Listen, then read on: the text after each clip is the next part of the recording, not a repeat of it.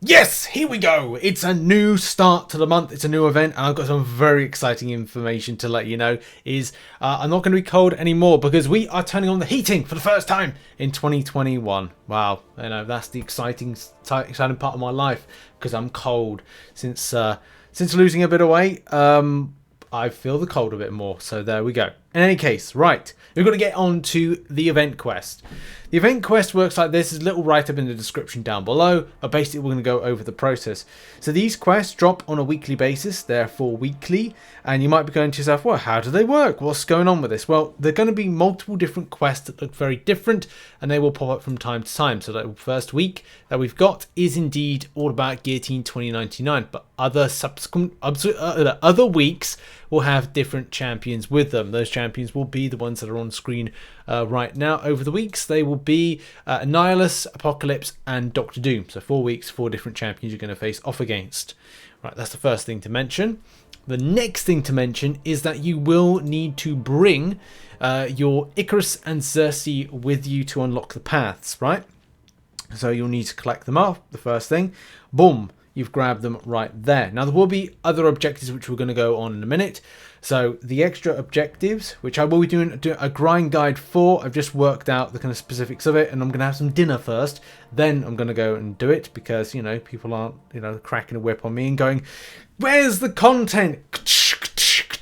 Need it now. I need to have some dinner. So yeah, there's the rank up gems, cosmic ones that are there, and it goes down to other things as well. So there will be processes in which it's more easier to cheese these and get them grinded out. I've already written something for that, and I'll have that shared. Sharpish, like ASAP Rocky sharpish. So in any case, there's those objectives, right? There's also another event going on at the same time. That's called the bewhiskered event. Again, I will probably do another video about that.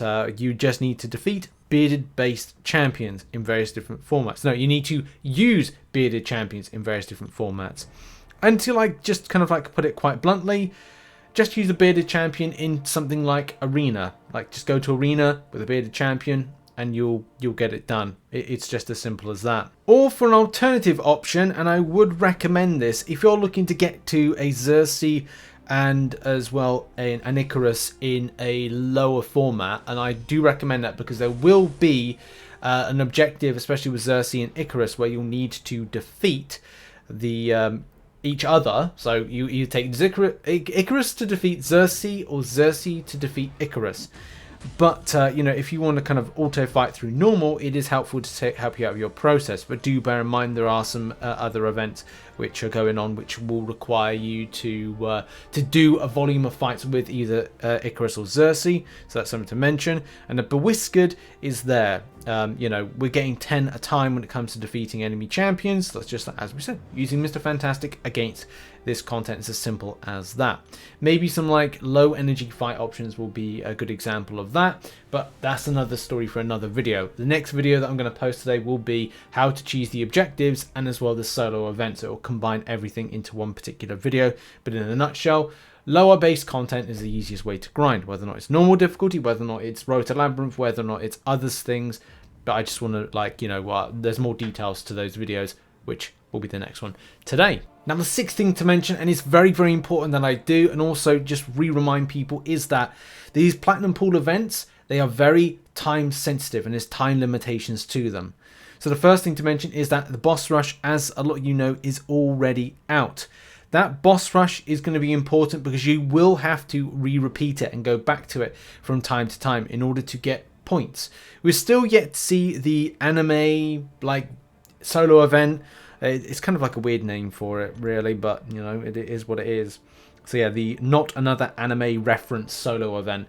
That will require you to go back and get points from grinding out that boss rush, but also do bear in mind that there is a limited time on for the arena. So Kabam have really got you kind of jumping through hoops at the moment, including myself, to get things like this arena done.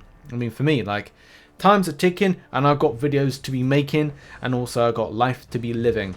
And that's just the thing, you've got to get on with the grind. Make sure to put those lovely boosts, those arena boosts, as we said in the previous video on. So make sure that you are doing this as quickly as possible. So look out for that. Because yeah, you want to pick up those fantastic, fabulous crystals because they are going to give some chance to get some units. So yeah, time is ticking with that one, and time is of the essence.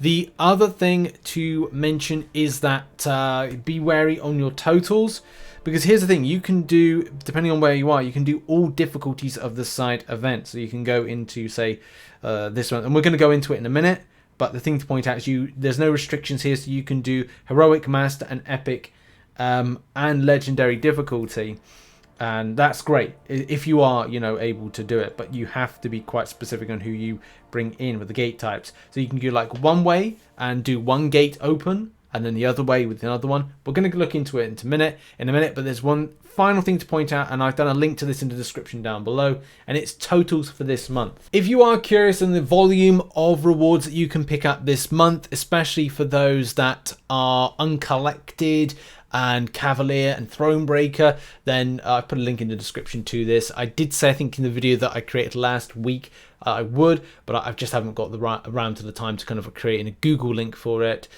But with this, it has to be updated slightly, especially because there are more shards on offer. And I'll be doing a full video just to break down like how many of the World Ends crystal shards you can pick up, because there was a solo event that was added into it which didn't factor into those numbers, and also there's other variables to consider as well. So look out for that video dropping a little bit later on today. It's probably going to be it's going to be a fourth video overall, but it's going to be in the sequence being the third. So yeah, look out for that in a second. Anyway, let's just get into the side event, do a bit of grinding. So this is what the quest looks like right here, especially because this has a robot narrative to it in its build. So having the right champions to deal with this, I mean, look, you can deal with #robot champions with Medusa normally, but that won't work against the enemy boss, which indeed has that armor break immunity. That could be a bit of an annoyance right there. So maybe champions that deal with like the #metal would be a good option, because they're robotic, #metal. Bring out your Magnetos, you know what I mean? And then, you know, other champions are going to be helpful, especially kind of suppress things like power gain and also buffs, because a lot of them seem to have Rising Sun. So when the defender is struck, the attacker gains a Fury buff. Maybe a Mystic-based attacker is going to be helpful. This is why I've selected the team of using Dr. Doom and Magneto as the double trouble to deal with this stuff. There is Arrogance. Every 10 hits of the attacker's combo meter is afflicted them with a Falter passive. And I think that's something that Magneto deals with quite well.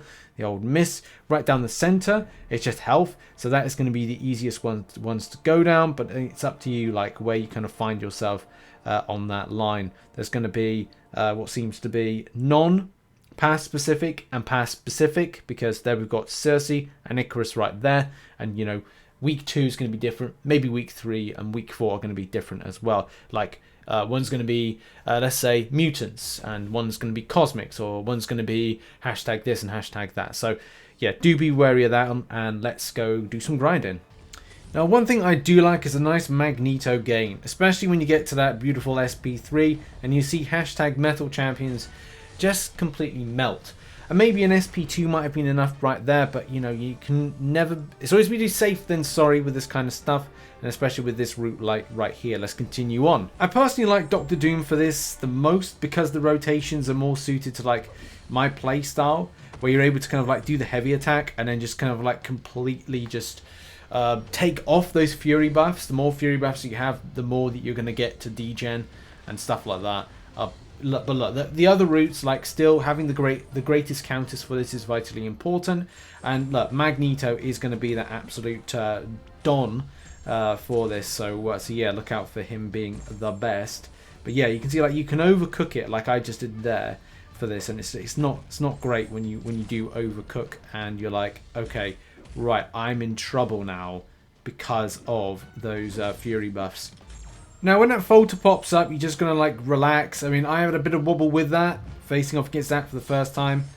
Man, do I hate that stupid bloody Falter. But, you know, it's all about having, if you've got Magneto, and as I said, like, you know, if you don't have Magneto, any champion really will do anything that kind of deals with, like, miss-failing. So I think it's like True Strike that deals with that, I want to say.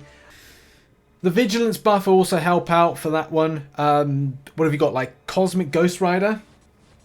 It's a good option off the SP1, getting that. But yeah, like it's relatively straightforward.